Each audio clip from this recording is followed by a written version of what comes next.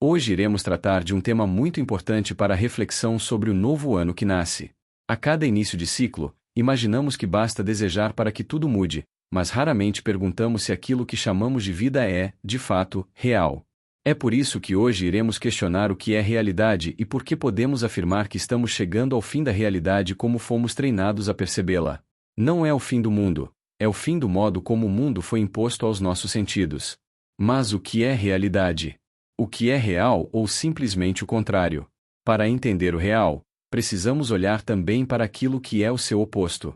O antônimo direto de real é ilusório. Do latim ilusio, que significa engano, jogo mental, miragem construída pela mente.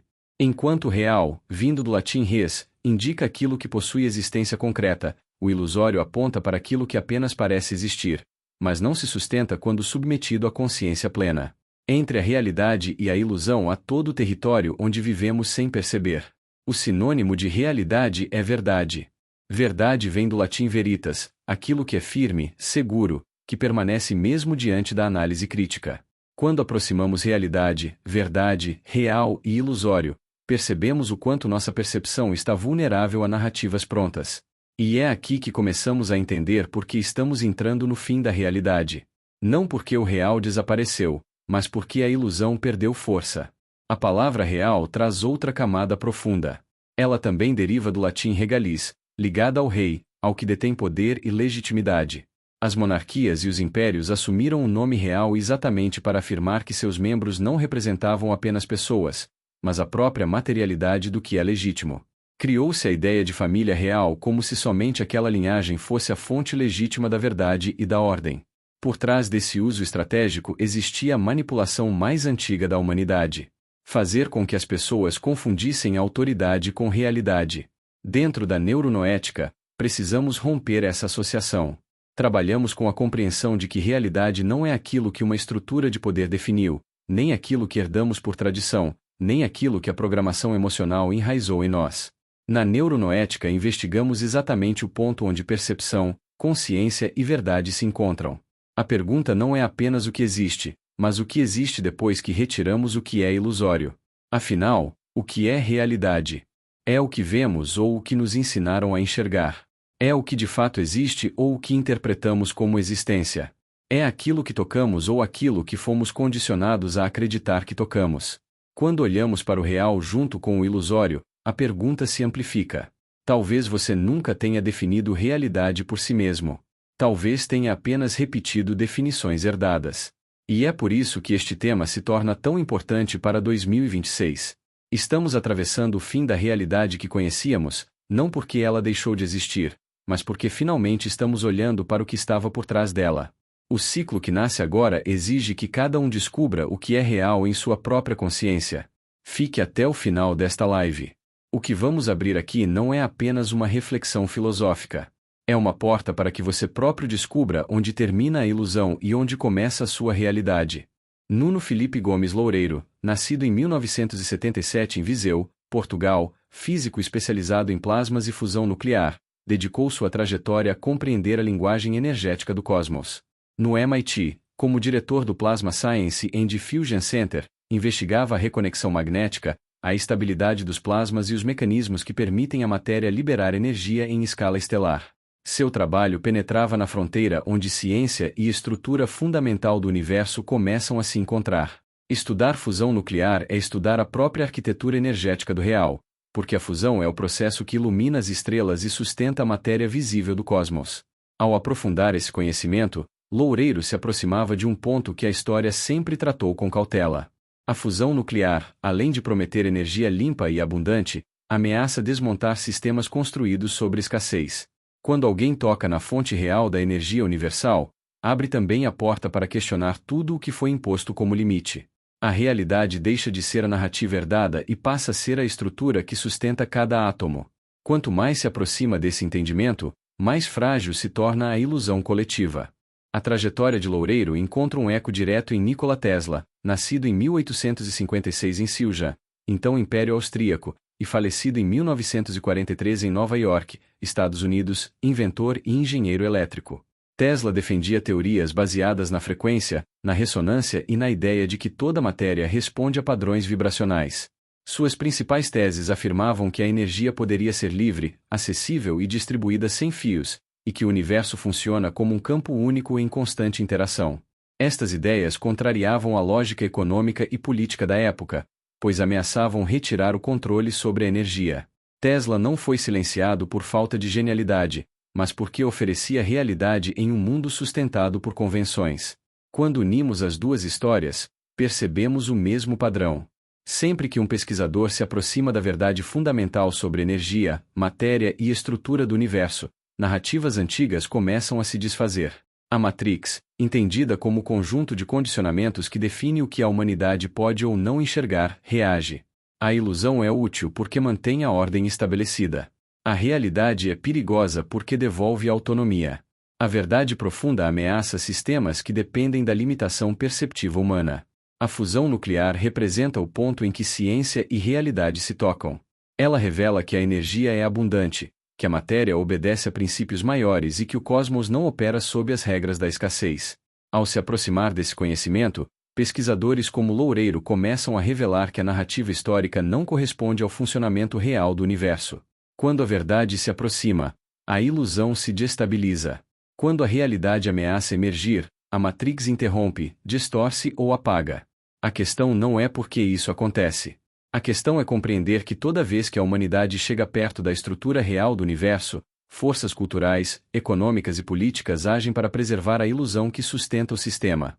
Em 2012, em Genebra, o CERN, sigla para a Organização Europeia para a Investigação Nuclear, apresentou ao mundo a confirmação experimental do bóson de Higgs. O CERN é o maior laboratório de física de partículas do planeta, conhecido pelo Grande Colisor de Hadrons, onde prótons são acelerados a velocidades próximas da luz para investigar a estrutura íntima da matéria. O bóson de Higgs é a partícula associada ao chamado campo de Higgs, responsável por explicar por que outras partículas possuem massa. Muitos o apelidaram de partícula de Deus não por motivos religiosos, mas porque sua existência completava uma lacuna crucial do modelo padrão da física. Na entrada do CERN está a estátua de Shiva Nataraja, representação do deus hindu da dança cósmica. Na tradição hinduísta, Shiva simboliza a destruição criativa, a transformação perpétua e o ciclo contínuo entre nascimento e dissolução. A dança de Shiva representa o movimento do universo, a pulsação que cria e desfaz formas, revelando que nada é permanente além da própria consciência cósmica. Esse simbolismo se conecta ao conceito hindu de Maya, entendido como o véu da ilusão que impede a percepção plena da realidade última. Maya não significa engano no sentido vulgar, mas a aparência mutável que cobre a essência profunda.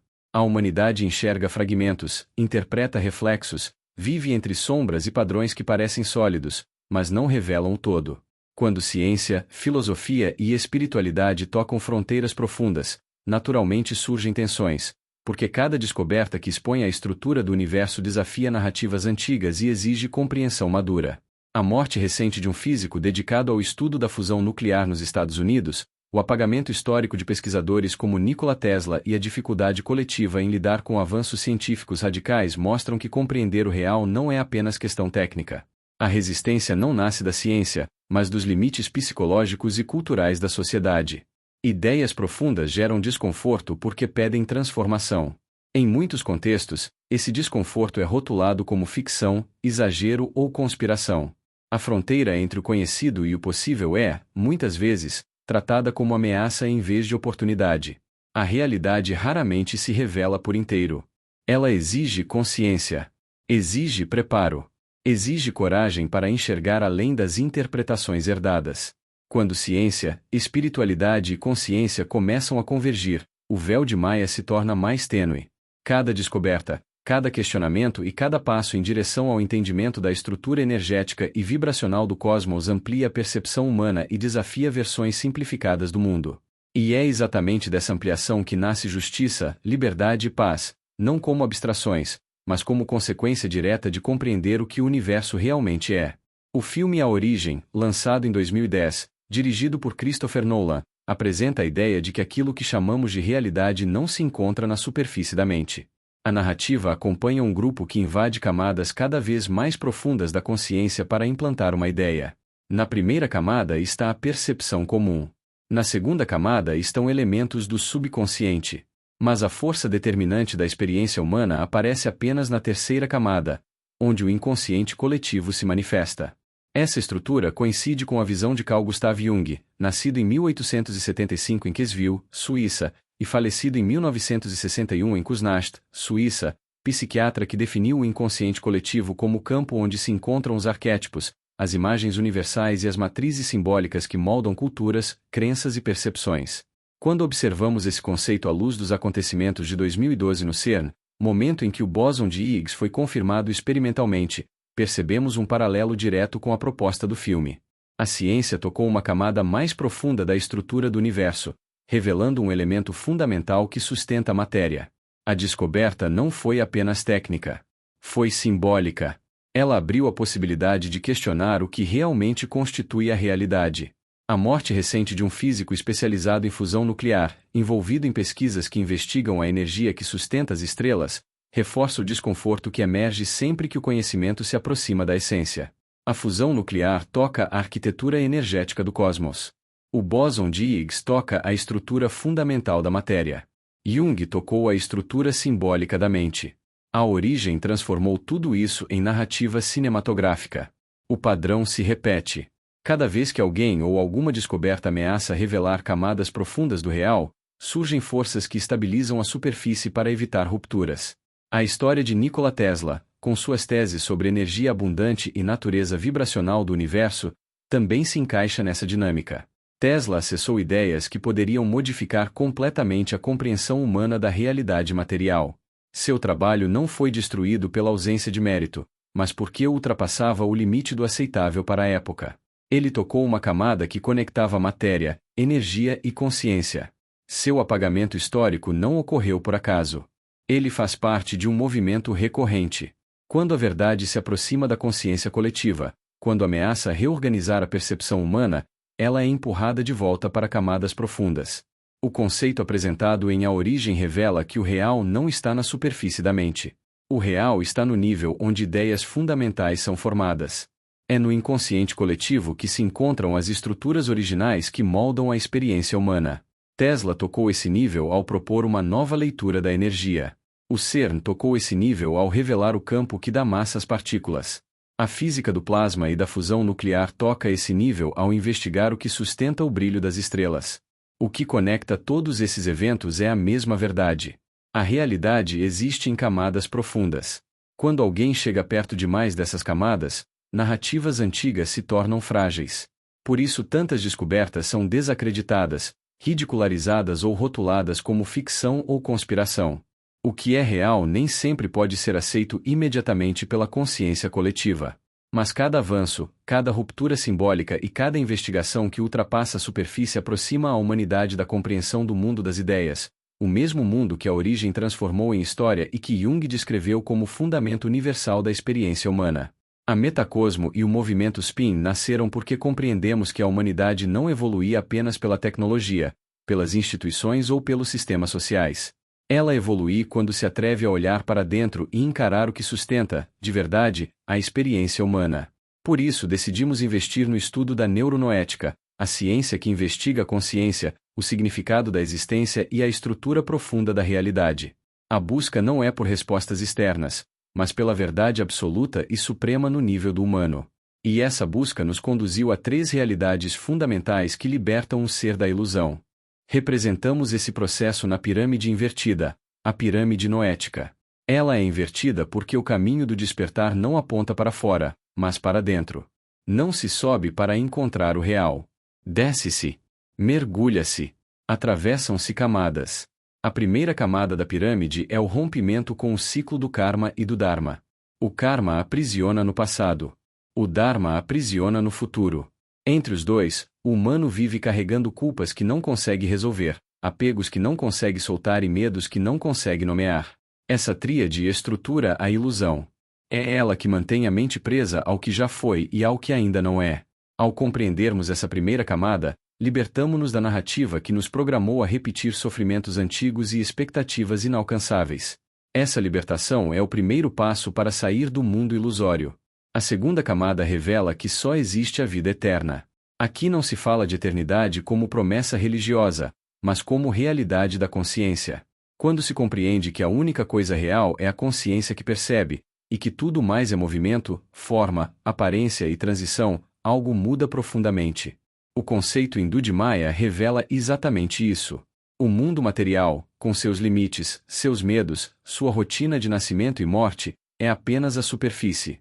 Uma superfície que permitiu, por milênios, a construção da Matrix, o sistema mental e cultural que nos convence de que somos frágeis, pequenos e temporários. Mas quando a física da consciência começa a se alinhar com a física de partículas, quando CERN descobre o bóson de Higgs, quando Shiva dança na porta do colisor, percebemos que as narrativas antigas estão sendo desmontadas. O universo não é sólido. É consciência em movimento. E então chegamos à terceira camada. O ponto mais profundo da pirâmide. O real motivo do universo. O amor incondicional. Não o amor romântico, emocional ou condicionado. Amor como força estruturante, como campo que une tudo, como a essência que permite a existência. Essa é a realidade mais difícil de ser aceita porque desmonta a base de todos os sistemas construídos sobre medo, autoridade e separação. A Matrix não quer que o humano descubra essa camada, porque um ser que compreende o amor incondicional torna-se impossível de controlar. O filme A Origem mostra isso com clareza simbólica. A verdade não está na primeira camada da mente. Nem na segunda. Está no terceiro nível. O território do inconsciente coletivo descrito por Carl Gustav Jung, onde vivem os arquétipos, as raízes simbólicas e as matrizes da experiência humana. É lá que se planta a ideia que transforma tudo. Quando alguém reprograma a mente nesse nível profundo, tudo muda. A percepção muda. A vida muda. O mundo muda. É por isso que a morte de cientistas, o silenciamento de pesquisadores como Nikola Tesla e a resistência a descobertas que revelam a estrutura do universo não são eventos isolados. São sinais de que a superfície tenta resistir ao despertar da profundidade. Mas já não é possível conter esse avanço. A consciência coletiva começou a tocar a terceira camada. Começou a perceber o que está por trás da ilusão. Começou a lembrar. E quando a humanidade lembrar quem é, quando acessar o amor incondicional como fundamento da existência, quando atravessar o véu de Maia e romper o tripé culpa, apego e medo, então será possível construir um mundo bem melhor. Não por força. Não por ideologia. Não por imposição. Mas porque terá reencontrado a verdade que sempre esteve dentro dela. A partir deste ponto nasce o cerne do nosso trabalho, porque o propósito maior do humano é a busca da realidade. Toda a jornada espiritual, filosófica e científica converge para um único eixo. A realidade não é um destino, mas um estado de ser que se manifesta na autorrealização. A palavra realização vem do latim realis, que significa tornar real, fazer existir no plano concreto aquilo que antes estava apenas em potencial. Tem a mesma raiz de realidade, pois ambas apontam para o gesto de trazer à luz o que é verdadeiro. Realizar-se é, portanto, tornar-se real. Sempre que o humano se afasta dessa direção, entra inevitavelmente no território do ilusório. É nesse ponto que surge a pirâmide de Maslow, concebida por Abraham Harold Maslow, nascido em 1908 no Brooklyn, Estados Unidos, e falecido em 1970 na Califórnia, psicólogo conhecido por desenvolver a teoria das necessidades humanas. Ele propôs 5 camadas que estruturam a busca humana: necessidades fisiológicas, segurança, pertencimento, estima e, no topo, autorrealização. Maslow compreendeu que o humano só acessa sua verdade quando integra essas camadas e rompe as limitações impostas pelo medo e pela sobrevivência. Quando unimos a pirâmide de Maslow, que opera no mundo tridimensional, com a pirâmide noética, que opera na quinta dimensão da consciência, nasce um novo entendimento. A pirâmide terrestre busca a autorrealização no plano psicológico. A pirâmide noética busca a autorrealização no plano espiritual. A fusão entre as duas revela a estrutura da quarta dimensão, o ponto onde o magnetismo da consciência encontra a eletricidade da vida. Nesse ponto central está a chave da fusão que a Matrix tenta manter oculta, porque ela devolve ao humano a capacidade de viver integrado, pleno e desperto. A integração dessas duas pirâmides não é simbólica. Ela é psíquica, energética e existencial.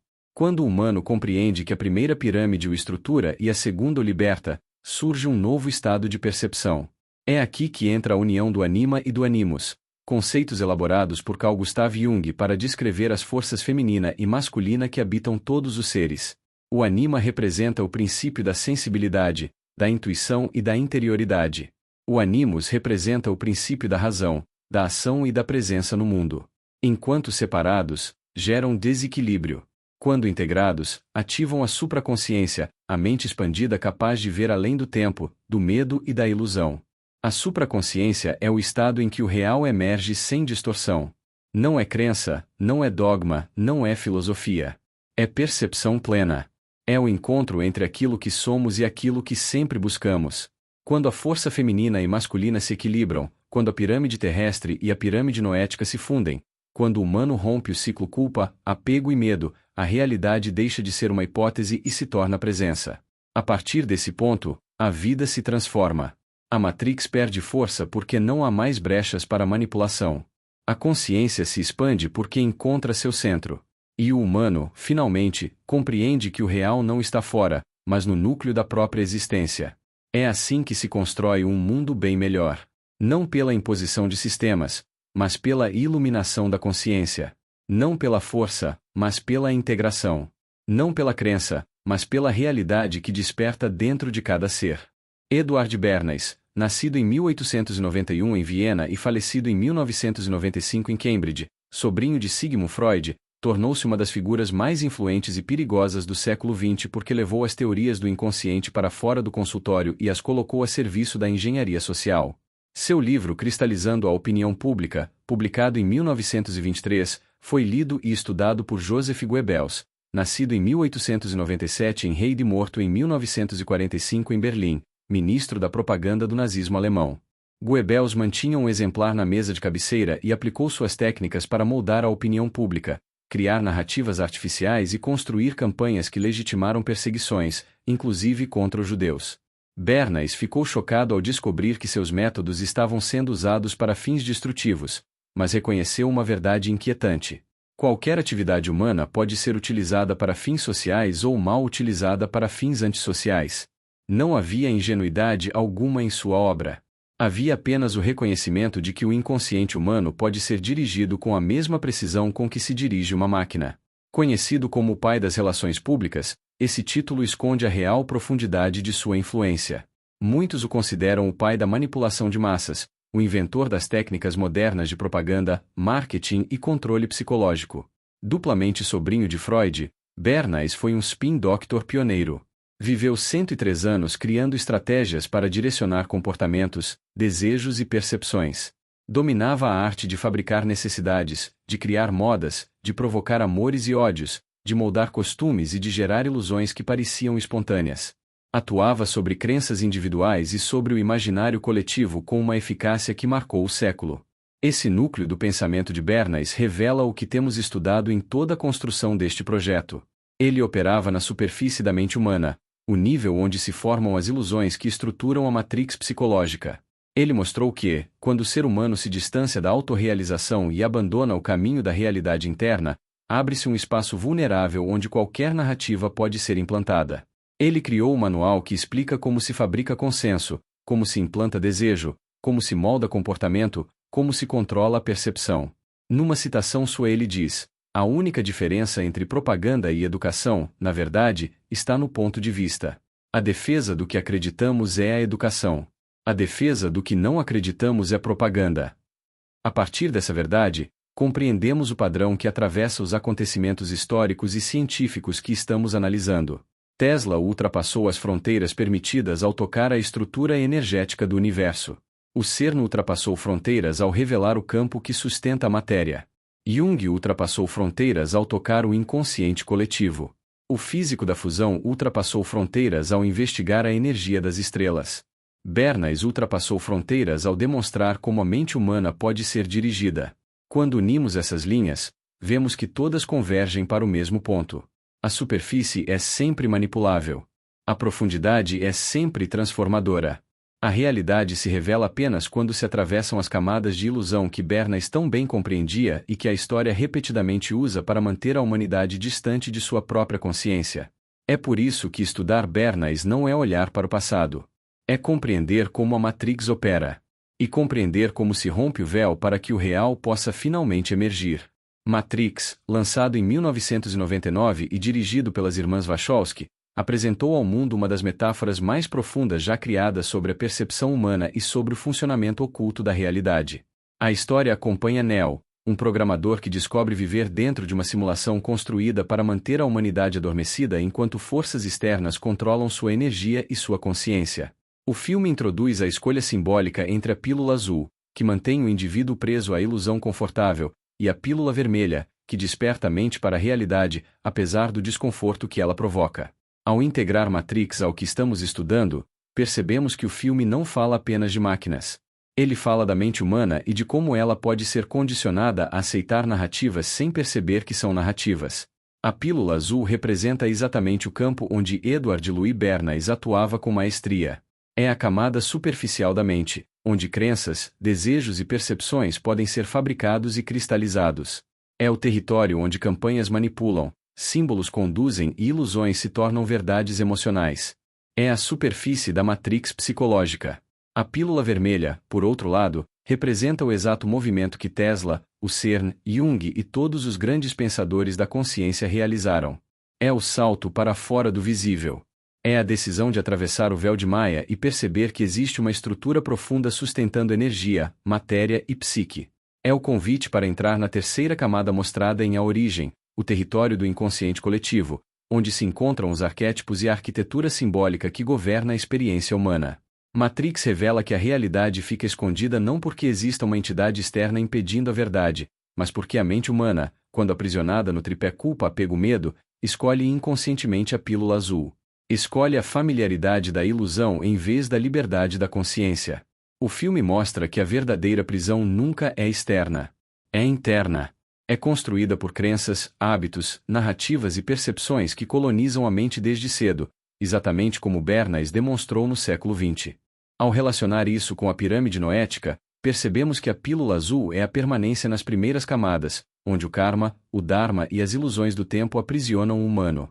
A pílula vermelha corresponde à segunda camada da pirâmide, onde se rompe a ilusão da morte e se compreende que só existe a consciência eterna. E o ponto mais profundo, onde Neo finalmente enxerga o código e controla a própria percepção, é equivalente ao amor incondicional, o fundamento último da realidade que estamos estudando.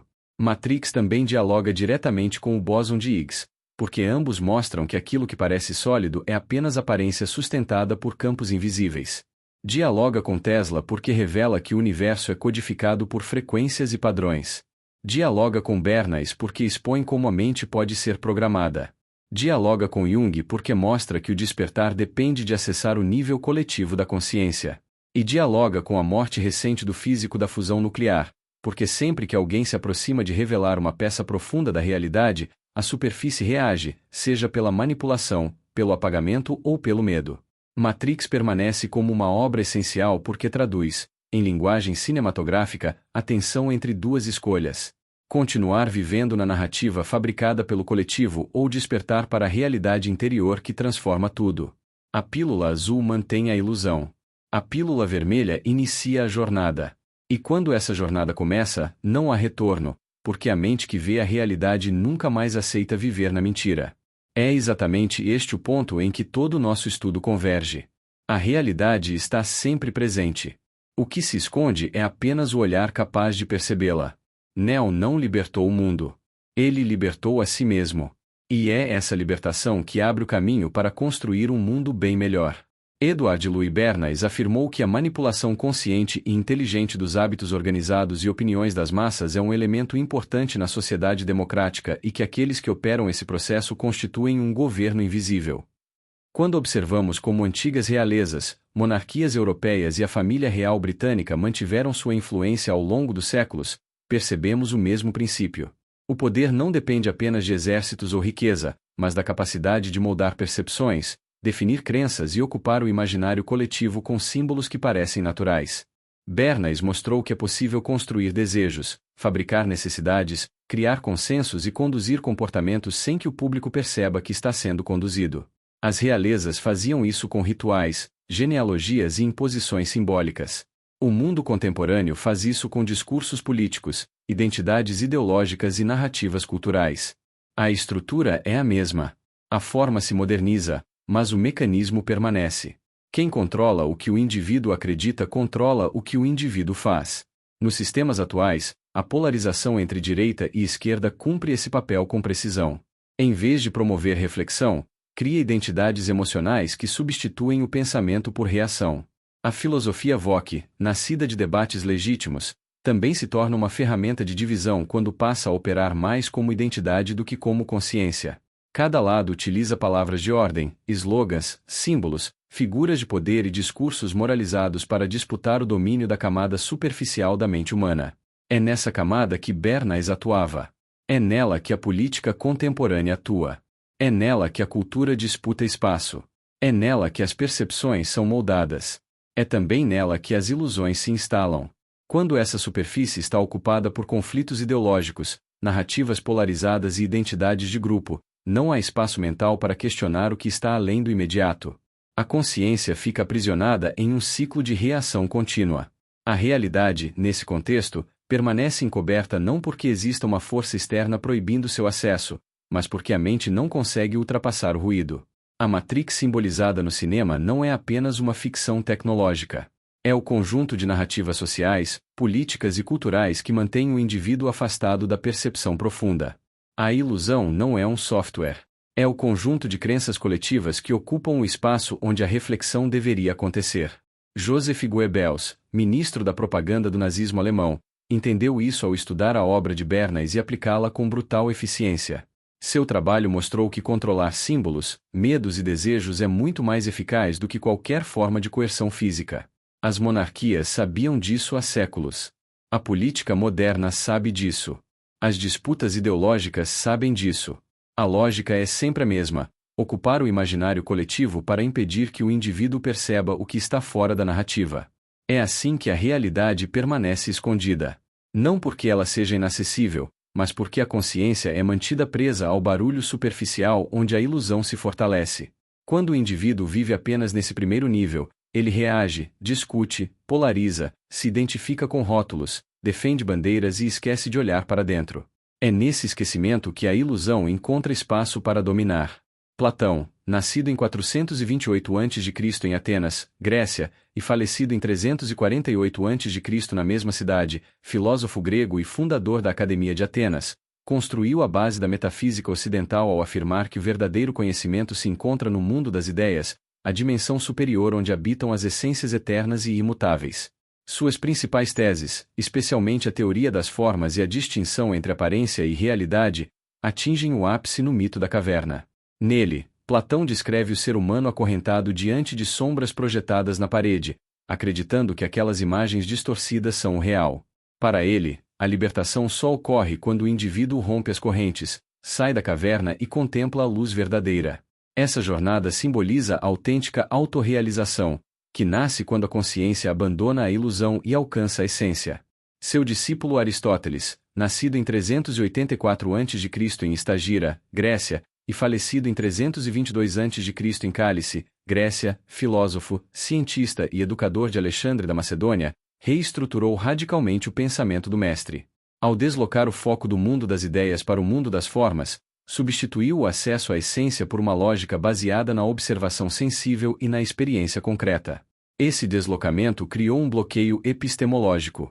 Se o real não está nas ideias eternas, mas nas coisas sensíveis, então o ser humano permanece aprisionado na camada intermediária da consciência, equivalente ao segundo nível do filme A Origem. É o território da pílula azul de Matrix, o campo onde a percepção se confunde com a aparência. Aristóteles fechou a porta da terceira camada e impediu o salto para o núcleo da consciência. Essa mudança filosófica serviu à estratégia política de Alexandre da Macedônia. Com o mundo das formas como base, Alexandre pôde construir narrativas que sustentavam seu projeto imperial. Ele unificou povos diferentes sob uma cultura comum e inaugurou a primeira grande arquitetura do que hoje chamamos de globalismo. O que muitos discutem atualmente em Davos, dentro do Fórum Econômico Mundial, um encontro anual onde líderes políticos e econômicos definem agendas globais, encontra sua origem simbólica nesse movimento.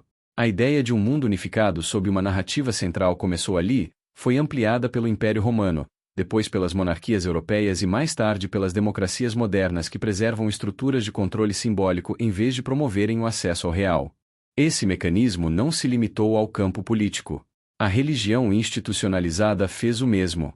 A Igreja Católica Romana e, posteriormente, as demais tradições abraâmicas, judaísmo, islamismo, cristianismo ortodoxo e protestante, utilizaram narrativas teológicas e estruturas litúrgicas para definir o real a partir da autoridade externa. Agostinho de Hipona, nascido em 354 em Tagaste, atual Argélia, e falecido em 430 em Hipona, Argélia, teólogo e filósofo conhecido como Santo Agostinho, estruturou a visão cristã da queda humana, do pecado original e da dependência do divino como único acesso à verdade. Tomás de Aquino, nascido em 1225 no Condado de Aquino, Itália, e falecido em 1274 na Abadia de Fossanova, Itália, teólogo e filósofo escolástico, integrou Aristóteles ao cristianismo e consolidou uma visão onde o real é filtrado por autoridades teológicas e onde a experiência direta da essência é mediada pela doutrina. O resultado dessa fusão entre filosofia aristotélica, estratégia imperial e dogma religioso foi a construção de um mundo baseado na ilusão. Ilusão não no sentido trivial, mas no sentido profundo da tradição hindu chamada Maya, o véu que cobre o real e impede o olhar humano de alcançar a essência. Ao bloquear o mundo das ideias de Platão, Aristóteles criou o alicerce para narrativas de poder. Ao aplicar esse alicerce, Alexandre construiu o primeiro sistema global. Ao adotar sua filosofia, Roma edificou o império mais duradouro da antiguidade. Ao integrar Aristóteles ao cristianismo, Tomás de Aquino consolidou a estrutura mental do Ocidente. E ao reforçar a dependência da autoridade externa, as religiões abraâmicas garantiram que o acesso ao real fosse sempre mediado por instituições. Esse processo atravessou séculos. A superfície do mundo mudou, mas o mecanismo permaneceu. O humano foi condicionado a viver nas sombras da caverna, acreditando que a projeção é o real e que a essência é distante demais para ser alcançada. Platão mostrou o caminho para fora. Aristóteles reorganizou o mapa para mantê-lo dentro. Alexandre transformou essa reorganização em ferramenta de domínio. Roma a transformou em lei. As religiões a transformaram em doutrina. E o Ocidente moderno a transformou em sistema. A beleza desse movimento está em perceber que todos esses elementos formam uma linha contínua. Uma narrativa que atravessa milênios e ainda define o modo como o humano entende a si mesmo e o mundo. Compreender essa linha é o primeiro passo para desfazer a ilusão. O colapso da realidade não nasce como ruptura súbita, mas como continuidade do mesmo processo que atravessou séculos e moldou o destino da consciência humana. Depois da longa travessia que começou na Grécia, onde o mundo das ideias ofereceu ao ser humano um campo de libertação e o pensamento aristotélico buscou enquadrar o real dentro da lógica empírica, chegamos ao século XXI diante de uma mutação que nenhuma civilização anterior experimentou. A sensação de que algo se perde é apenas a superfície de um acontecimento mais profundo. O século XXI inaugura uma condição inédita: já não distinguimos com segurança aquilo que vemos e aquilo que é produzido para que vejamos. E o ano de 2026 desponta como o marco simbólico dessa virada. A realidade, que durante milênios dependeu da experiência direta, passa agora a depender de sistemas invisíveis que modulam o olhar humano. Cada fotografia, cada vídeo, cada voz, cada narrativa pode ser inteiramente construída sem ter relação com qualquer evento do mundo físico. Nesse ponto, Marshall M. McLuhan, nascido em Edmonton, no Canadá em 1911 e falecido em Toronto, no Canadá em 1980, professor e teórico da comunicação, antecipou a virada ao afirmar que o meio era sempre a mensagem. Sua tese central consistia em mostrar que não são os conteúdos que moldam a humanidade, mas os ambientes perceptivos criados pelos meios de comunicação. No ambiente digital e algorítmico, o conteúdo não reflete o real, ele fabrica a própria condição do que será chamado de real. Jean Baudrillard, nascido em Reims, na França em 1929 e falecido em Paris, na França em 2007, filósofo e sociólogo, ampliou essa compreensão ao formular a teoria do simulacro.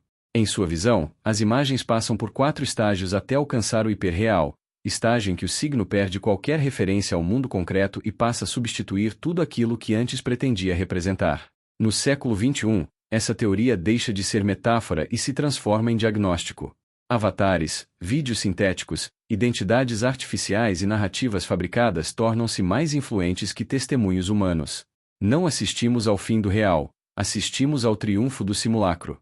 Gilles Deleuze, nascido em Paris, na França em 1925 e falecido igualmente em Paris em 1995, filósofo que explorou a relação entre o virtual e o atual, mostrou que o virtual não é ausência de realidade, mas campo de potencialidades.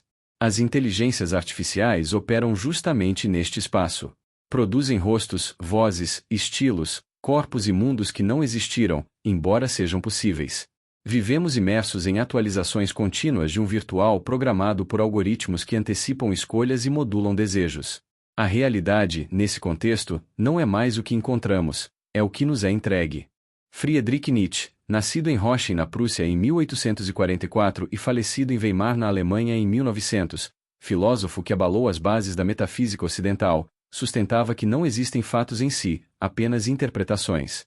O mundo digital radicaliza essa afirmação. Não há apenas múltiplas interpretações, há indústrias de produção de interpretações, gerando perspectivas artificiais em escala global. A verdade deixa de ser questão de correspondência e passa a ser produto de força narrativa.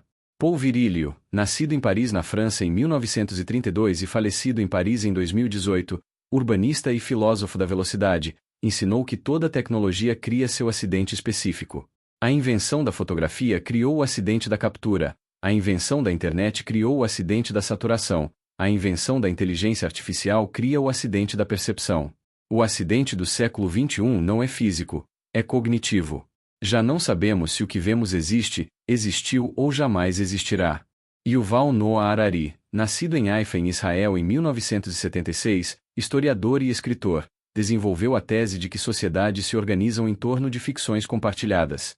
No ambiente digital, essas ficções deixam de ser culturalmente produzidas e passam a ser individualmente fabricadas por algoritmos que conhecem intimidades humanas melhor que nós mesmos.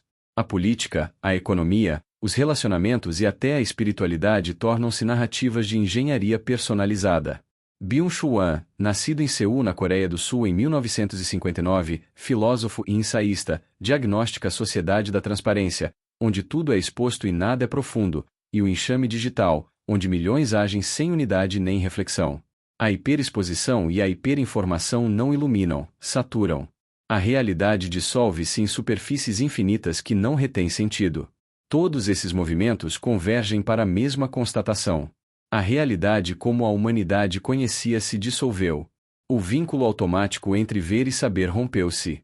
A percepção humana, que durante toda a história foi critério natural para distinguir verdade e ilusão, deixa de ser suficiente. E 2026 surge como ponto de inflexão porque é o primeiro momento em que a simulação artificial se torna estrutural, regular, cotidiana e invisível. Não estamos diante de um evento isolado, e sim de uma nova ecologia da consciência. As transformações sociais tornam-se inevitáveis. A confiança entre cidadãos se desgasta. A convivência se reorganiza em comunidades informacionais que vivem realidades paralelas. Instituições perdem autoridade. O testemunho humano deixa de ser referência. A identidade individual fragmenta-se em múltiplos perfis que disputam atenção. O jurídico enfrenta a crise de suas bases. A espiritualidade corre o risco de ser substituída por experiências artificiais de transcendência. O psicológico enfrenta um novo tipo de fadiga, a fadiga ontológica de não saber mais o que é chão. E, no entanto, há um paradoxo. Quando tudo fora é suspeito, o retorno ao interior torna-se inevitável. A presença real ganha valor. O corpo, que antes parecia ultrapassado pela tecnologia, recupera sua função testemunhal. As relações concretas renascem como antídoto. Um novo sentido de verdade surge não na prova externa, mas na consistência interna da experiência, na coerência do viver, na capacidade de perceber além do ruído. A humanidade encontra-se novamente diante da mesma bifurcação que atravessou outras eras. Pode transformar este novo ambiente em libertação, reinventando a busca pela verdade a partir da consciência, ou pode permitir que as forças que sempre dominaram o imaginário humano reinstalem seus mecanismos de controle. O fim da realidade antiga não significa o início de uma era obscura. Significa apenas que a liberdade deixou de ser circunstância e passou a exigir lucidez. Cada escolha, cada narrativa, cada crença constrói agora não apenas uma interpretação, mas um mundo inteiro. O século XXI oferece à humanidade a primeira oportunidade real de compreender que a realidade é a escolha e que o destino coletivo dependerá de quem souber enxergar além das camadas da simulação. A virada de 2026 não é o encerramento de uma história. É o nascimento de outra. A humanidade atravessa uma mudança que rompe a estrutura de realidade construída desde a antiguidade. No século XXI, essa ruptura se amplia até atingir o que 2026 simboliza como marco: a dissolução do vínculo entre percepção e verdade. Quando G. K. Chesterton, nascido em Londres, na Inglaterra em 1874 e falecido em Beaconsfield, na Inglaterra em 1936, afirmou que outrora o ser humano havia perdido os caminhos, mas hoje perdeu o próprio endereço, antecipou a crise que agora se torna absoluta. Ele já não ignora apenas para onde ir, ignora o que é, de onde veio e para onde deve seguir. No ambiente hiperreal do presente, em que imagens sintéticas moldam a percepção e algoritmos fabricam narrativas que substituem a experiência direta, a humanidade vive exatamente aquilo que Chesterton temia. Perder o caminho ainda permitiria reencontrar a direção. Perder o endereço significa perder a referência interior. O ser humano não sabe mais quem é porque todos os sinais externos que sustentavam essa identidade foram desfeitos pela simulação. Tudo pode ser duplicado, editado, recriado e manipulado. Nada é garantia de verdade. A desorientação deixa de ser moral e se torna ontológica. Chesterton comparou esse estado ao cogumelo que nasce de noite no monturo e pela manhã desaparece sem consciência de ter existido. O cogumelo não tem destino, origem ou finalidade consciente. Surge por acaso e se desfaz no mesmo acaso. Quando a humanidade perde o endereço, aproxima-se dessa condição. A existência parece acontecer, não se realizar. O humano sente-se lançado no mundo sem memória e sem horizonte, como se tivesse brotado sem saber por quê, como ou para quê. Esta imagem do cogumelo traduz a sensação contemporânea de viver sem eixo num mundo saturado de estímulos artificiais. Viktor Frankl, nascido em Viena, na Áustria, em 1905 e falecido em Viena em 1997, descreveu essa condição como frustração existencial. Agora ela se generaliza. Não se trata mais das frustrações comuns que sempre acompanharam a humanidade.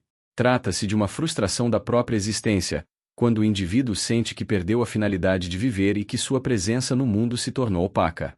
A hipersimulação intensifica esse vazio. Em meio a milhões de imagens, vozes e identidades fabricadas, muitos experimentam uma forma de apagamento interior que se manifesta como sensação de dissolução e perda de si.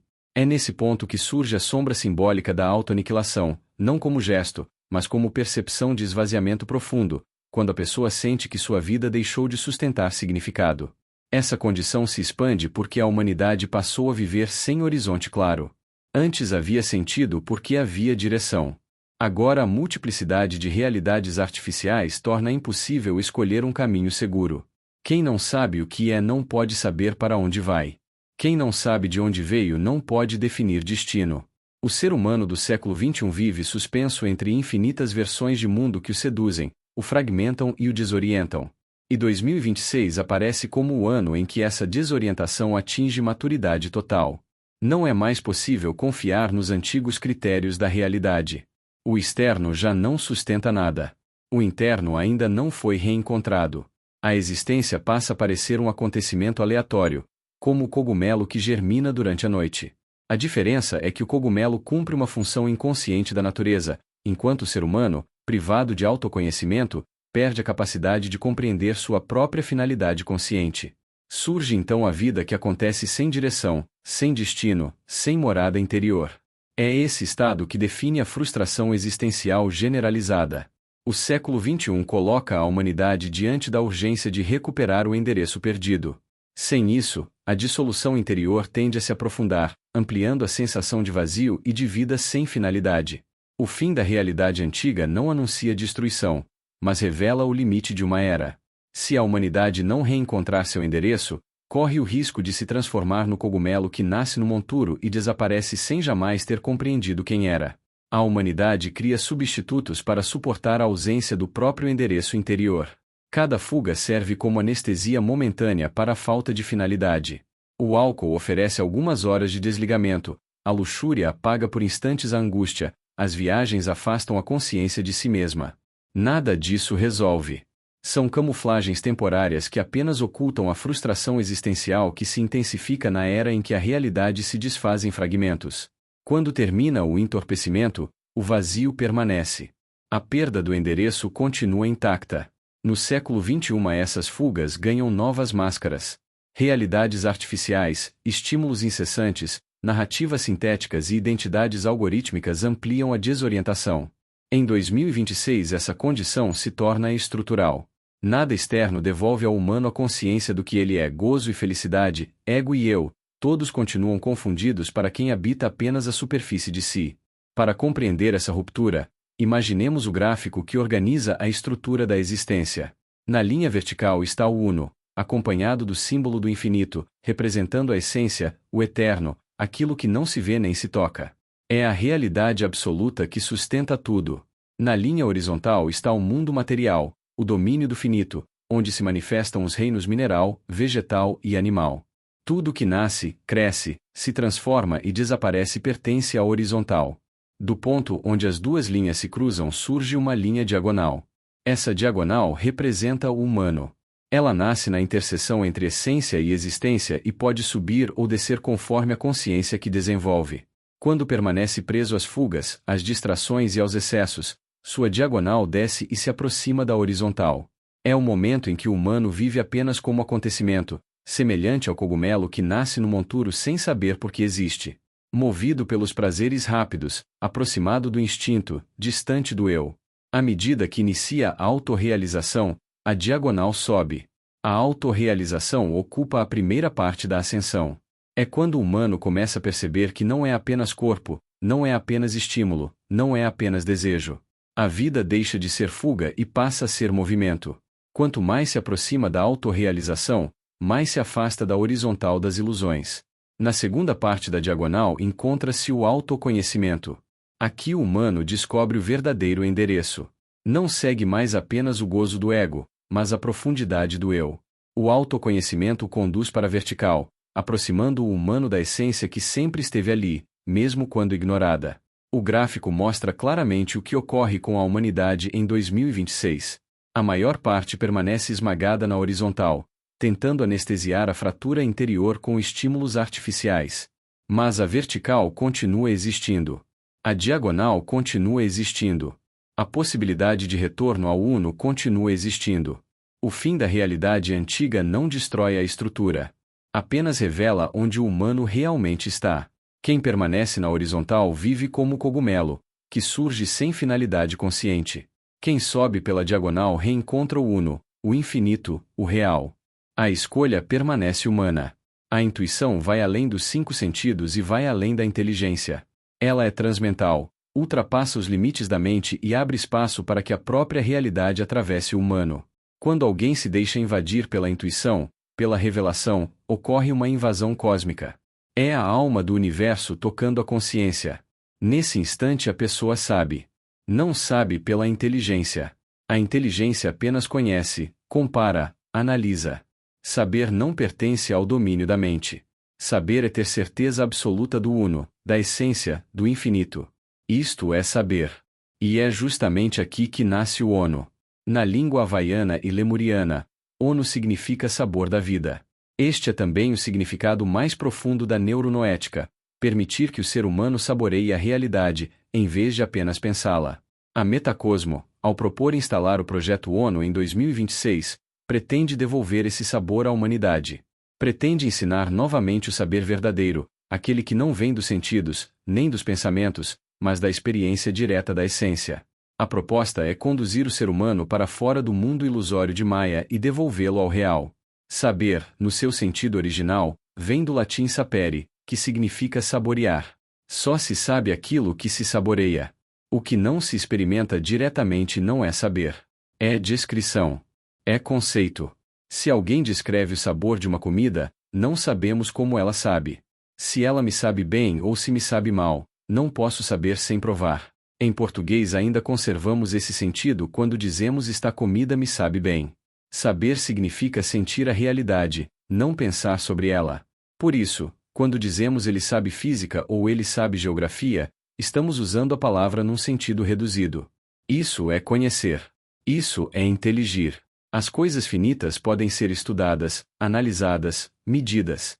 Mas não podem ser sabidas pela alma. O saber verdadeiro pertence ao infinito. Saber é certeza interior sem necessidade de prova. Quando usamos a palavra saber apenas para a intuição, tudo se esclarece. Se alguém, com olhos fechados e inteligência suspensa, sabe o que é o Uno, o que é o eterno, então essa pessoa sabe. Sabe pela alma. Não sabe pelos sentidos e não sabe pela mente. E, se pudéssemos saborear o infinito dessa forma, teríamos certeza absoluta dele. É isso que o projeto ONU quer devolver à humanidade em 2026. O sabor da vida real. O saber intuitivo da essência. A neuronoética como caminho de retorno ao que sempre existiu além das ilusões. Sair de Maia e reencontrar o real é permitir novamente que o humano saboreie o infinito. É isso que ONU significa.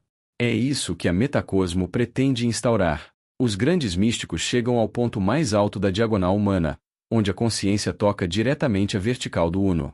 Quando um místico entra em êxtase, em Samadhi, quando São Paulo, nascido em Tarso na Cilícia em cerca de 5 d.C. e falecido em Roma na Itália por volta de 67 d.C., descreve o arrebatamento ao terceiro céu, ele aponta exatamente para esse ponto de contato imediato com a realidade absoluta.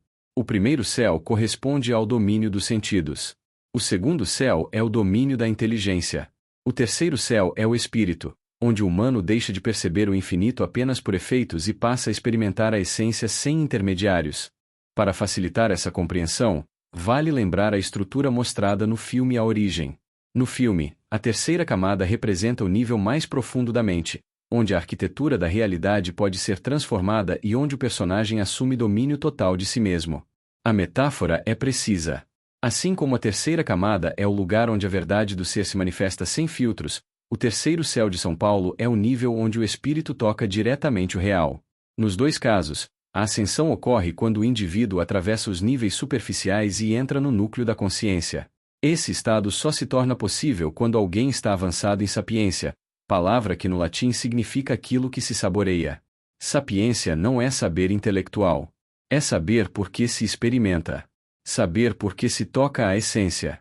Fora da intuição só existe ignorância ou dúvida. Ter certeza só é possível quando o espírito reconhece o Uno diretamente. A essência é a única realidade.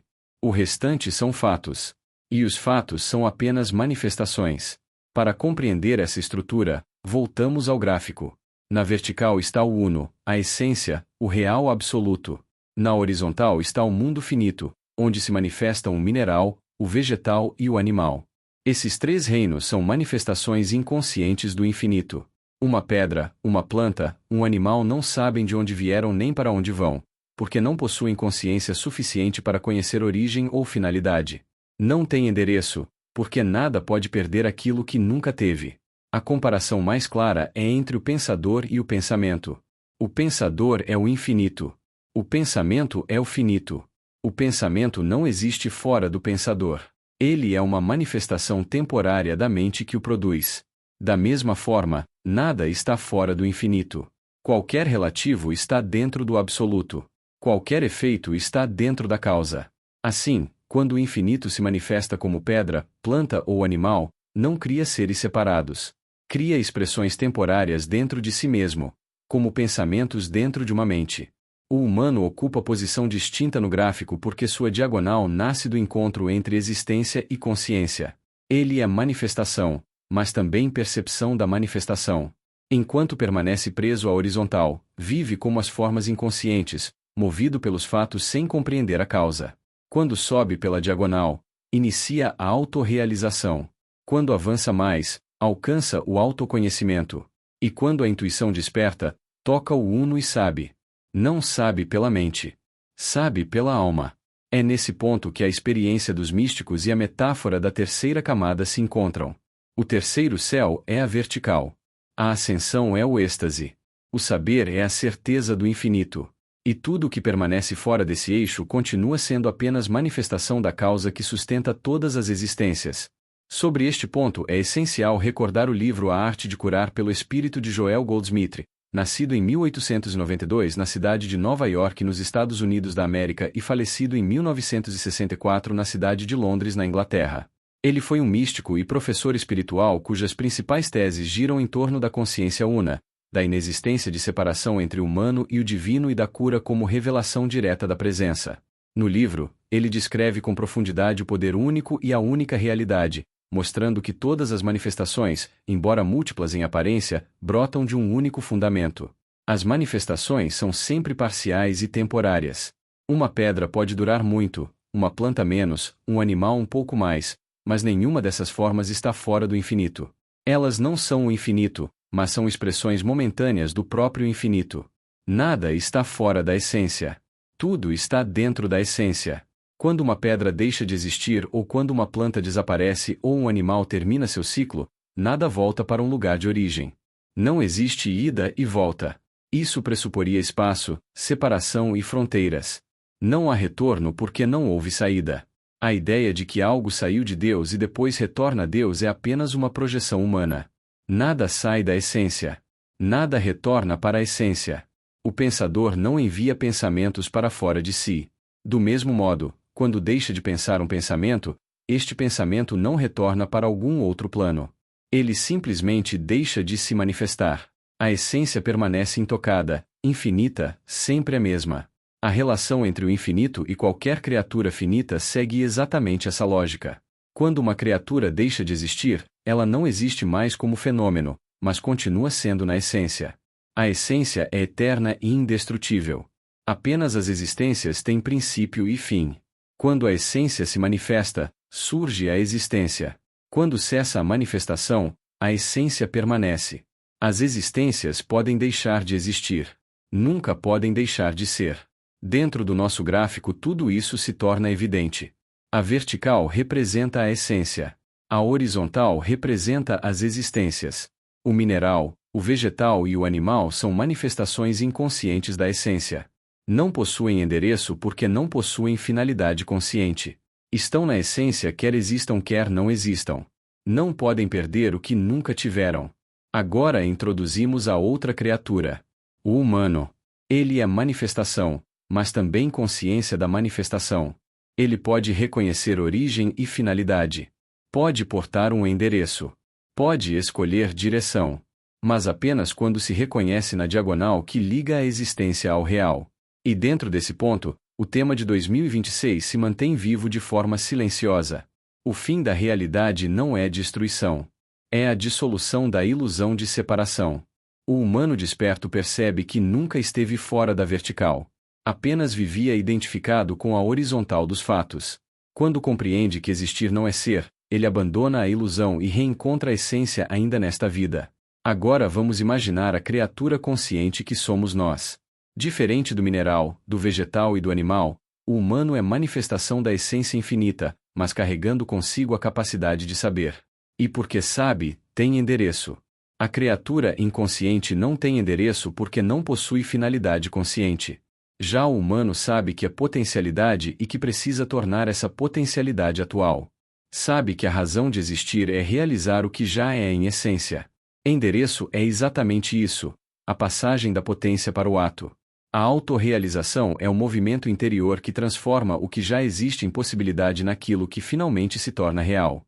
A criatura consciente reconhece que sua origem é a essência e que seu destino é a mesma essência. Mas voltar à origem não significa deslocamento no espaço. Significa tornar transparente aquilo que sempre esteve presente. E o humano pode retornar de dois modos.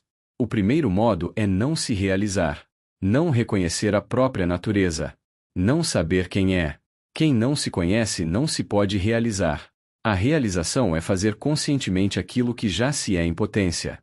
Se a criatura humana não se realiza, ela cai na frustração existencial. Para nós só existem dois caminhos: realização ou frustração. Endereço certo ou endereço errado. E como a existência do humano se estende por milhões de séculos, a realização pode ocorrer aqui ou em outros planos, mas sempre dentro da mesma consciência livre. É aqui que a busca pela realidade consciente ganha sentido. Quando o humano percebe que vive aprisionado na horizontal das aparências, tomando o mundo finito como se fosse tudo que existe, ele se vê diante da escolha fundamental: continuar na ilusão ou atravessar a fronteira. No filme Matrix essa escolha é simbolizada pela pílula vermelha.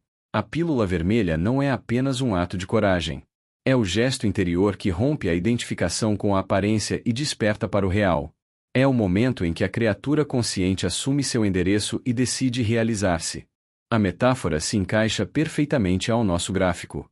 A horizontal é a Matrix, o mundo das existências manifestadas, o reino onde a consciência adormecida acredita que tudo é fato e nada é essência.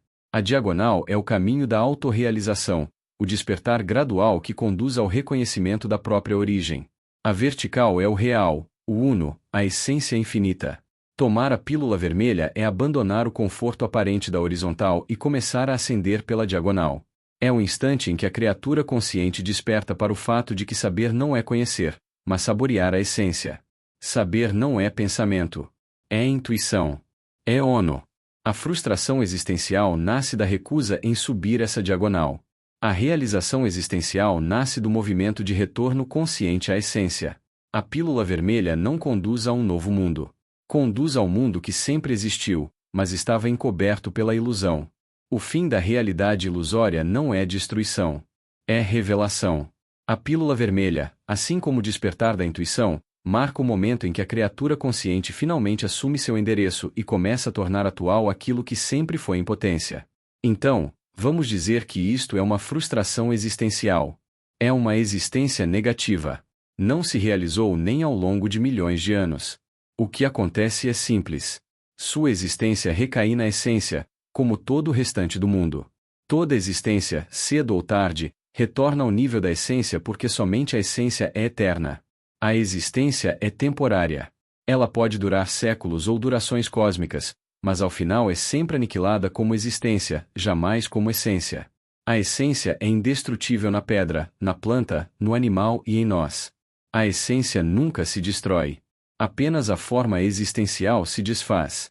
Quando deixamos de existir, deixamos de ser personalidades, deixamos de ser individualidades humanas, mas continuamos sendo enquanto essência.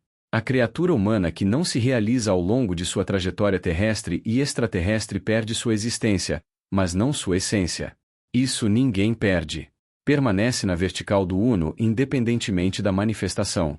Agora surge o ponto crítico. Um homem que se realiza atravessa todo o percurso da existência, transforma a potencialidade em atualidade, torna-se consciente de si e retorna à essência sem perder a própria existência.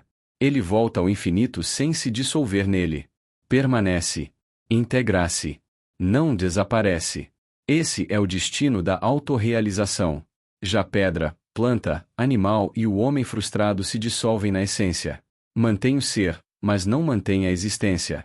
Somente o homem realizado preserva ambos. Aqui a filosofia se alinha. O mundo das ideias descreve a essência. O mundo da forma descreve a existência. Em 2026 esse encontro se torna inevitável. A humanidade é conduzida ao ponto em que não pode mais confundir forma com verdade, nem aparência com realidade. O fim da realidade é o fim da ilusão sensorial e mental que sustentava a separação entre essência e existência. É o momento de escolha. A pílula vermelha de Matrix expressa exatamente essa escolha. Tomar a pílula vermelha é atravessar da existência fragmentada para a realidade consciente. É perceber que a pirâmide de Maslow, quando isolada, conduz apenas ao topo material, enquanto a pirâmide noética conduz ao topo da consciência. Quando as duas pirâmides se unem, o humano sobe pela diagonal da autorrealização e se move em direção ao real. Quando as duas pirâmides se separam, surge a pílula azul, que aprisiona a consciência na horizontal das fugas. A pílula azul mantém o humano deslocado da essência, preso ao mundo das formas, cativo das necessidades inferiores e das ilusões que adormecem a consciência. Ela representa a frustração existencial. A pílula vermelha, ao contrário, integra o caminho material ao caminho espiritual, permitindo que o topo da existência encontre o topo da consciência. Ela representa a autorrealização. 2026 marca esse ponto de inflexão. A existência frustrada dissolve-se. A existência realizada integra-se ao infinito. Uma se desfaz. A outra permanece. É na escolha consciente que cada humano decide seu destino. A pílula azul mantém a queda. A pílula vermelha inaugura o retorno. Usem palavras bem exatas. Integrar quer dizer permanecer inteiro, existir plenamente como criatura consciente dentro da essência infinita. Quando alguém não realiza o que é impotência, não se integra. E tudo aquilo que não se integra, se desintegra. Não é crença, é estrutura. Qualquer criatura que não se integra existencialmente perde sua forma individual, ainda que permaneça como essência. Ser é universal. Existir é individual. A essência nunca se destrói. A existência pode cessar. Existir significa existere. Fora. Sistere, colocar. Existir é ser colocado para fora como manifestação consciente do infinito. Assim como o pensamento é colocado para fora da mente do pensador sem nunca separar-se dela, a criatura é colocada para fora da essência sem nunca sair da essência. Quando a criatura deixa de existir como forma, deixa apenas de ser manifestação. A essência permanece intacta. O exemplo da água torna isso claro. O mar é a essência. Um copo d'água retirada do mar é a existência. A existência é quantidade. A essência é qualidade. Quando o copo volta ao mar, a existência desaparece, mas a essência continua. A água permanece sendo água. O que se perde é apenas a separação aparente. Agora chegamos ao ponto decisivo. A integração é o ono. O inicial e o final representam a totalidade cósmica. O N do centro é a neuronoética. Ela é o elo entre a pirâmide noética, representada no coração, e a pirâmide de Maslow, que expressa a neurologia das necessidades humanas. Quando essas duas estruturas se mantêm separadas, o humano vive fragmentado. Quando se unem, ocorre a integração criatural, e o indivíduo deixa de oscilar entre instinto, emoção e razão desconectados, tornando-se inteiro. A função profunda da neuronoética é justamente essa integração cósmica. Ela é a expressão viva da cosmognose, a sabedoria do cosmo que devolve ao ser humano o sabor da vida. O sabor do real. O ono é a experiência dessa consciência integrada, onde a essência e a existência deixam de competir e começam a cooperar. Quando a pirâmide de Maslow é isolada, a existência fica reduzida ao que é quantitativo. É como tentar transformar um copo d'água num oceano. Não importa o quanto se amplia a quantidade, ela nunca se torna qualidade. A criatura que vive apenas no plano material, sem integração noética, age como a água retirada do mar. Permanece água, mas perde todo o sentido de amplitude, profundidade e movimento. Quando a pirâmide noética se une à pirâmide de Maslow, a existência deixa de ser um copo e volta a ser mar. O ser humano torna-se capaz de existir preservando a individualidade e ao mesmo tempo integrando-se ao campo maior da consciência. É nesse ponto que a integração substitui a desintegração. A criatura consciente que se realiza permanece como existência dentro da essência. Ela não se dissolve. Ela se integra. A desintegração acontece quando o indivíduo conserva apenas a forma separada, o copo isolado do oceano. A integração acontece quando ele reconhece que a essência está dentro dele e que sua existência se sustenta na união, não na ruptura, entre matéria, mente e consciência. Tudo se resume a isso: tornar-se inteiro ou perder a individualidade. Ser copo ou ser oceano. A essência continua sempre. O que vive ou morre é apenas a forma de existir. O ser humano que não se integra pela neuronoética perde sua existência consciente da mesma forma que um copo d'água perde sua forma ao ser devolvido ao oceano. Ele conserva a essência, porque a essência nunca se perde, mas não conserva a individualidade. Vive fragmentado como personalidade, não como indivíduo. A personalidade é transitória, moldada por opiniões, vícios, medos e pelas fugas constantes. A individualidade é a verdade, mas ele não a acessa. Ao negar sua capacidade de se realizar, cria débito com a própria existência. É o humano que perdeu o endereço. Acredita que só resta comer, beber, dormir e desaparecer. Age como se não tivesse possibilidade de integração. E quando alguém que pode e deve se realizar não o faz, a culpabilidade gera sofrimento. A fragmentação se transforma em dor. Este humano não se dissolve imediatamente no infinito, mas sua existência se esvazia até que, sem integração, desaparece como forma individual. A essência permanece, mas sem ono, sem o sabor da existência consciente. O outro humano escolhe integrar-se. Ele usa a neuronoética como ponte entre sua estrutura biológica e sua estrutura noética. Ele une a pirâmide de Maslow à pirâmide do coração e descobre que ambas são partes de uma única geometria da consciência. Ao integrar-se, conserva sua humanidade e o sentido profundo do eu real. Não se dissolve na essência como quem perde a forma. Integrar-se na essência como quem expande a forma.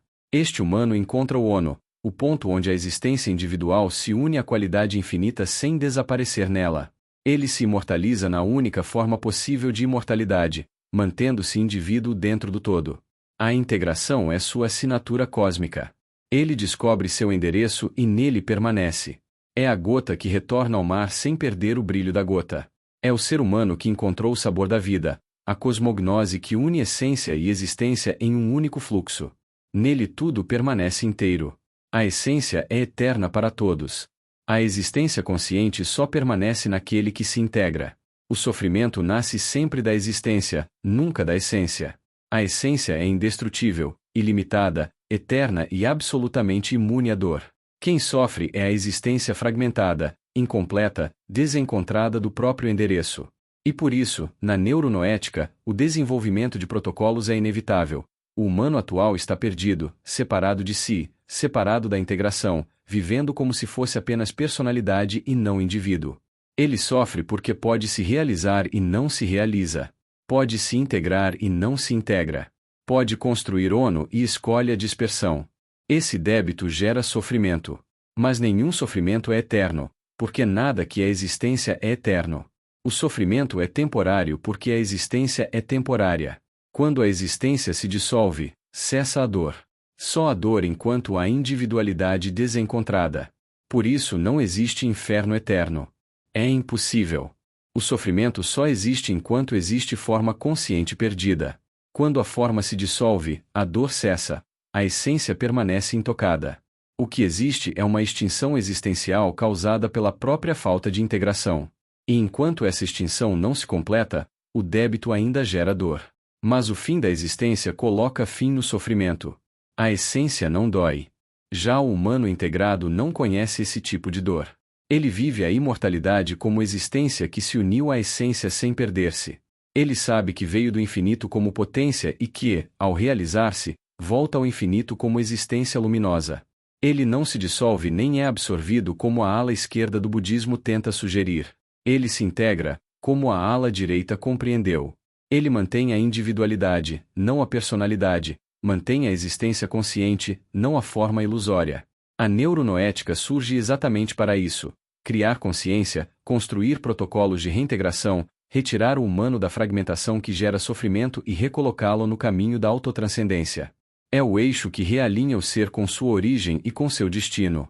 É a engenharia da integração, o ponto onde a existência humana encontra a essência universal sem se perder nela. É a ciência que devolve ao humano perdido a capacidade de reencontrar seu endereço, dissolver o débito e cessar o sofrimento antes que sua existência se torne poeira no oceano da essência. A realidade está sendo corroída por dentro enquanto quase ninguém percebe. As redes sociais, que poderiam ampliar a consciência, tornaram-se fábricas de ilusões. A cada dia, o concreto desaparece um pouco mais. As pessoas já não sabem distinguir o que é real do que é fabricado e, nesse colapso silencioso, nasce o fim da realidade. Graciane é um fenômeno das redes sociais, com foco no fitness. No Instagram, tem mais de 12,1 milhões, no Facebook, 6 milhões e no TikTok, 2,3 milhões. A empresa Canva simulou que ela lançou um produto, meia dúzia de ovos de galinha numa caixa de veludo e fecho dourado do logotipo GG, e essa sua marca luxuosa Graciovos, totalmente fake, virou assunto nas redes como se fosse real. Antes dela, a atriz Xuxa já apresentava sua linha de produtos. A inteligência artificial, usada sem critério, cria eventos que nunca aconteceram e multidões acreditam. Fotos são adulteradas com filtros que transformam rostos em máscaras artificiais. Vídeos imitam vozes com perfeição quase total. Imagine um mestre que morreu em 1981. A inteligência artificial pega sua imagem, reconstrói sua voz e passa a colocar na boca dele frases que ele nunca pronunciou. Até que ponto isto é ético? Que tipo de verdade pode sobreviver quando nem os mortos são respeitados em sua palavra? O caso do advogado que usou um sistema de inteligência artificial e recebeu processos inexistentes como se fossem verdade não é curiosidade, é sintoma. O concreto está sendo triturado pelo imaginário. Em breve teremos eleições e quem pode garantir que aquilo que veremos em vídeos, áudios e imagens corresponderá a fatos? Se a voz pode ser forjada, se o rosto pode ser montado, se a narrativa pode ser inventada em segundos, como confiar? O mundo sólido se desfaz, substituído por uma fantasia cada vez mais convincente. As pessoas vivem hoje nos fragmentos de feed e nos cortes rápidos de vídeos curtos. A atenção é quebrada em pedaços. Jogos de realidade aumentada sequestram o olhar.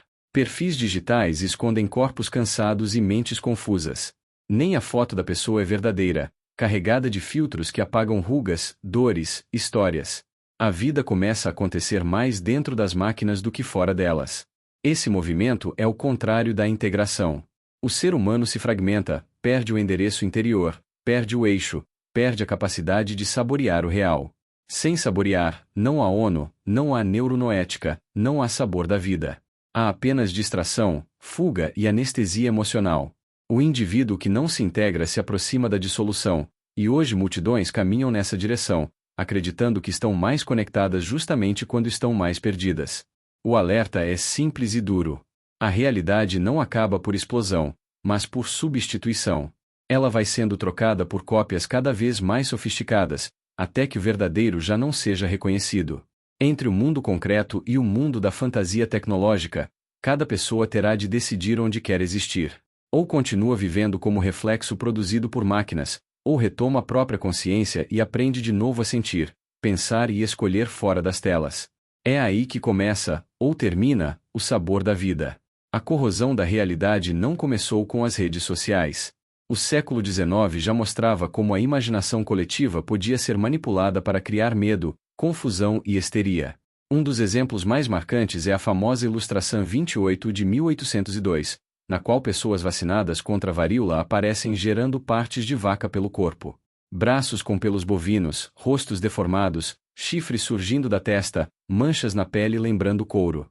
Uma cena grotesca, exagerada, criada com precisão teatral para induzir um único sentimento: pânico. Essa imagem não retratava fatos. Era propaganda. Era publicidade usando o medo para moldar opinião. Era o fim da realidade já sendo ensaiado. A fantasia substituindo o concreto. A manipulação emocional ocupando o espaço da verdade. No século XIX ainda não havia fotografia digital, nem vídeo, nem inteligência artificial.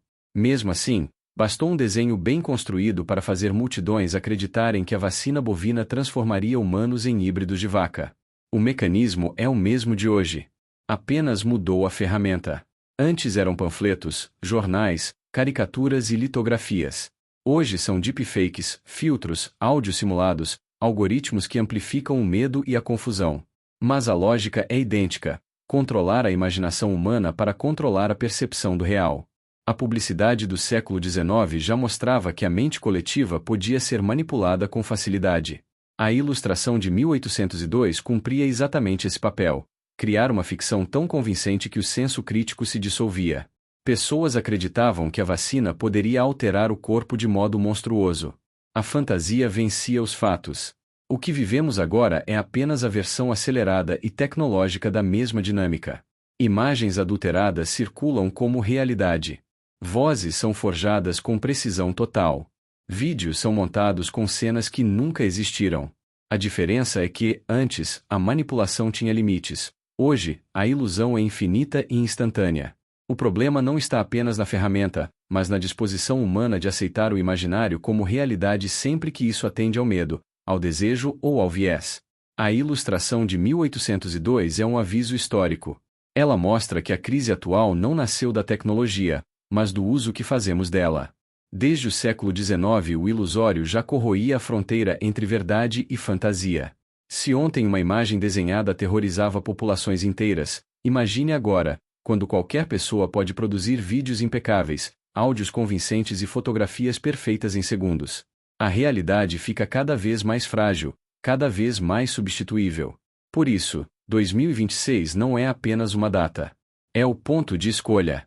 Ou o ser humano recupera a capacidade de discernir o real, integrar-se internamente e construir consciência, ou continuará vivendo como reflexo de uma fantasia que sempre existiu, mas que agora ganhou poder total de dominação. A manipulação da realidade não começou com a tecnologia digital. Quando a Igreja Católica fixou o Natal em 25 de dezembro, não estava registrando o dia real do nascimento de Jesus, estava construindo uma narrativa. A antiga festa pagã do solstício de inverno, ligada ao Sol invicto, foi absorvida e transformada em nascimento de Cristo. Um rito solar foi revestido de roupagem cristã. O que era um símbolo cósmico de renascimento da luz tornou-se apresentado como fato histórico, como se aquela data fosse uma verdade objetiva. A realidade foi ajustada para servir a doutrina. A data não surgiu da história, surgiu da conveniência religiosa e política. Esse é um exemplo claro de como o mundo concreto pode ser substituído por uma história bem contada. As pessoas passam a organizar a vida, as emoções, os encontros familiares e até o comércio em torno de um dia que não corresponde ao acontecimento original, mas à narrativa oficial. O que vale não é o que realmente aconteceu, e sim o que foi decidido como verdade coletiva. A experiência direta é trocada pela tradição institucionalizada. A realidade é redesenhada para caber dentro de um calendário. Quando olhamos isso à luz do que estamos trabalhando em 2026, o fim da realidade deixa de ser uma surpresa. Sempre houve datas ajustadas, mitos adaptados, símbolos capturados para controlar a percepção humana.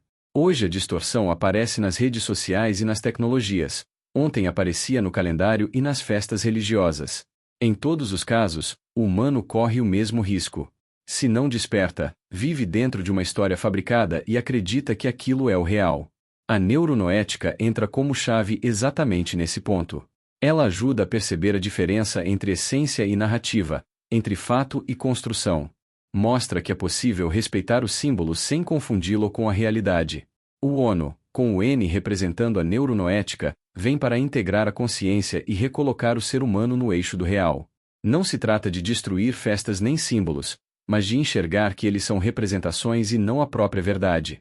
Quando o indivíduo entende isso, deixa de ser massa manipulada por datas e discursos e volta a ser presença consciente na existência. O fim da realidade não acontece de um dia para o outro. Ele se constrói aos poucos, toda vez que a humanidade aceita a narrativa no lugar do real e abandona o autoconhecimento. Independentemente de a data do Natal ter sido construída pela tradição ou não, quero encerrar esta live lembrando aquilo que nunca foi manipulado, aquilo que nunca pertenceu ao ilusório, aquilo que sempre permaneceu intacto no coração da humanidade. A mensagem do Mestre Jesus é a verdadeira essência desta celebração. Amai a Deus sobre todas as coisas e ao próximo como a si mesmo. Esta é a única realidade. O amor incondicional. Se você realmente viver este preceito, 2026 não será o fim da realidade. Será o início do real. Será o início de uma vida consciente, plena e integrada. Antes de concluir, convido todos vocês a fazerem um grande telão mental. Fechem os olhos e imaginem cada palavra. Respirem 3 vezes lentamente e sintam a energia cósmica entrando no corpo, preenchendo cada parte do ser. E agora repitam comigo. Que 2026 seja um ano magnífico. Que 2026 seja um ano eterno. Que 2026 seja um ano pleno de amor. E assim é. E assim é. E assim é. Voltamos na terça-feira, dia 6 de janeiro, dia de Reis. Um Natal feliz e um novo ano de muita prosperidade e paz.